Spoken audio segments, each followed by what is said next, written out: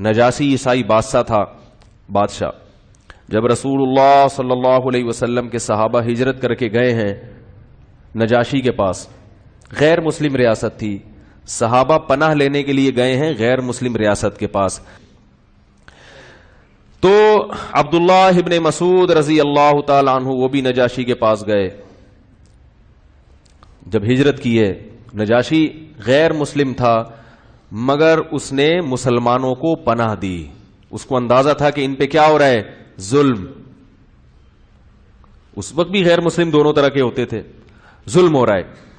اب دیکھو اس میں تحقیق تھی نا کہ یہ اہل حق بھی ہے یا نہیں ہے، ایسا تو نہیں کہ میں نے جن کو پناہ دی ہے وہ دہشت گرد ہوں، کیا خیال ہے بھائی، وہ غلطی پر ہو، ان کا کنٹری ان کو پکڑنے کی چکر میں، اور میں دہشت گردوں کو کیا کروں، بولا یار میں پناہ دینا شروع کر دوں۔ کتنا ذہین آدمی تھا نجاشی، اس نے کہا ہم تحقیق کریں گے، اگر آپ لوگوں پر واقعی ظلم ہوا ہے تو ہم اپنے ملک میں آپ کو ٹھکانہ دیں گے، ظلم نہیں ہوا تو واپس، کیونکہ ایسے تو کوئی بھی بھاگ کے جائے، کوئی جرم کر کے جائے اور کسی بھی ملک میں پناہ لے لے۔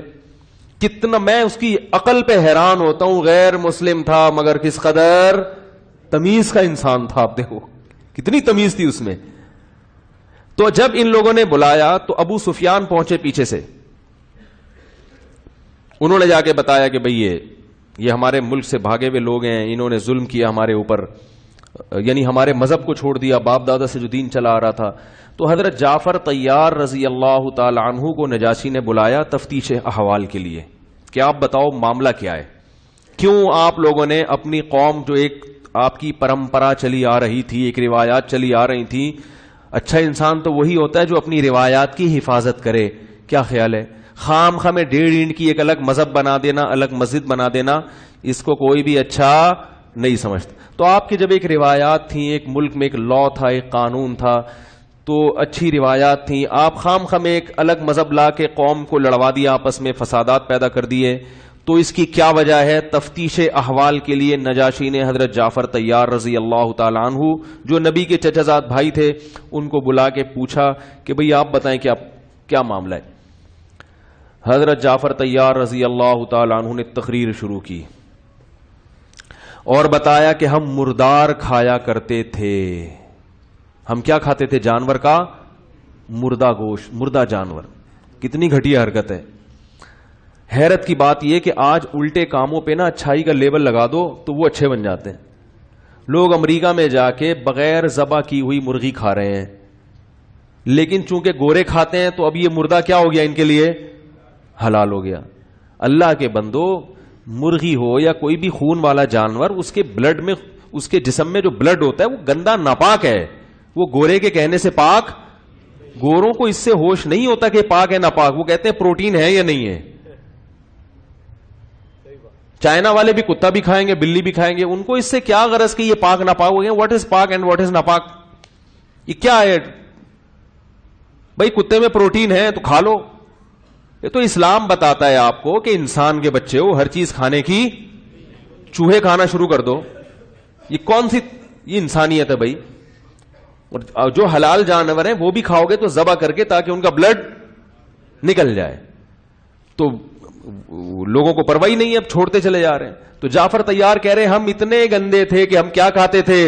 مردار جانور کا خون نہیں بہاتے تھے، جانور مر گیا، بکری مر گئی، کھال اتائی کھا گئے۔ ہم رشتہ داری توڑ دیا کرتے تھے، زمینوں کی خاطر، پیسوں کی خاطر خونی رشتے لڑ پڑتے تھے آپس میں، ایک کا گھوڑا دوسرے سے آگے نکل گیا تو لا متناہی جنگ غیرت کے نام پہ۔ اور انہوں نے اپنی معاشرتی، ہم سینکڑوں پتھر کے بنے ہوئے بتوں کی عبادت کرتے۔ تو نجاشی کے سامنے حضرت جعفر طیار نے بتایا ہم ایسے تھے، اتنے خداؤں کو پوچھتے تھے۔ محمد صلی اللہ علیہ وسلم نے بتایا کہ تمہارا رب صرف ایک ہے جس نے تمہیں بنایا، وہ صرف ایک خدا ہے۔ تو اور بہت ساری باتیں بتائیں تو نجاشی متاثر ہوا کہ یہ تو صحیح۔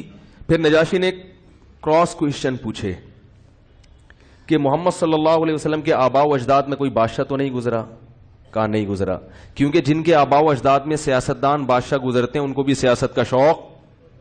کیا خیال ہے؟ ان کو پتا میرے دادا علاقے کے ناظم تھے تو میں کیوں نہیں ہوں؟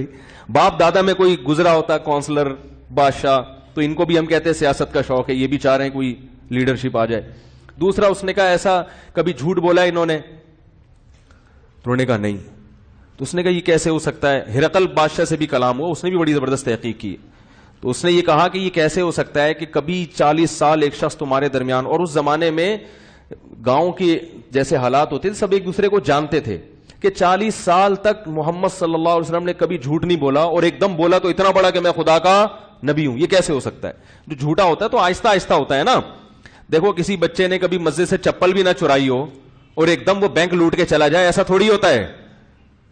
وہ تو آہستہ آہستہ پہلے چپل چرائے گا, پکڑا جائے گا تو پبلک چھوڑ دے گی اس کو, کوئی بات نہیں, تو پھر آہستہ آہستہ کیا ہوگا. اس لیے کہتا ہوں چور کو جب پکڑو تو چھوڑو نہیں, طبیعت اس کی صاف کر کے, ہڈی نہ ٹوٹے, بیمار نہ ہو, بس کوئی آرڈر پہ بلوا لو بھائی اس کے ایسے چترول لگاؤ کہ نہ ہڈی ٹوٹے اور نہ کوئی بیماری آئے, بس تکلیف ہو. تو ایجنسی والوں کو پتا ہوتے ہیں اس طرح کے حربے, تو کوئی پیسے پہ بلایا جا سکتا ہے بندہ, چترول لگا کے اس کو چھوڑو ورنہ وہ اس سے بڑی چوری کرے گا. تو اور پھر تبلیغ میں بھیج دو اس کو, پھر سیدھا ہو جائے گا انشاءاللہ, کیونکہ وہ اینٹی بایوٹک کے ساتھ طاقت کی خوراک بھی ضروری ہے, تو وہاں سے اس کو انشاءاللہ خوراک ملے گی. تو اس نے کہا کہ یہ کیسے ہو سکتا ہے, ہرقل بادشاہ سے بھی کلام ہوا تھا, اس نے کہا یہ کیسے ہو سکتا ہے کہ 40 سال تک کسی نے جھوٹ نہ بولا اور ایک دم اتنا بڑا جھوٹ بول دیا. تو ایسے وہ سوال پوچھتا گیا. پھر نجاشی نے کہا اچھا اس کلام کی کچھ آیات سناؤ جو تم یہ کہتے ہو کہ محمد صلی اللہ علیہ وسلم پہ نازل ہوئی ہیں. تو حضرت جعفر طیار نے سورہ مریم کی آیات تلاوت کرنا شروع کر دی. جب وہ تلاوت کی ہیں تو نجاشی اور اس کے ساتھ جتنے پادری بیٹھے ہوئے تھے, جو عیسائیوں کے جن کو فادر کہا جاتا ہے, پادری کہا جاتا ہے, صحیح مستند روایات میں رو رو کے سب کی داڑیاں تر ہو گئیں. روتا رہا نجاشی, کہنے لگا خدا کی قسم یہ وہی کلام ہے جو عیسیٰ ابن مریم پہ نازل ہوا تھا, یہ وہی ایک ہی مشکات سے نکلے ہوئے یہ 2 چراغ ہیں بالکل, کیونکہ وہ کلام اللہ کی حقیقت جانتا تھا کہ اللہ کے کلام کیسے ہوتا ہے, اور اسلام قبول کر لیا اس نے.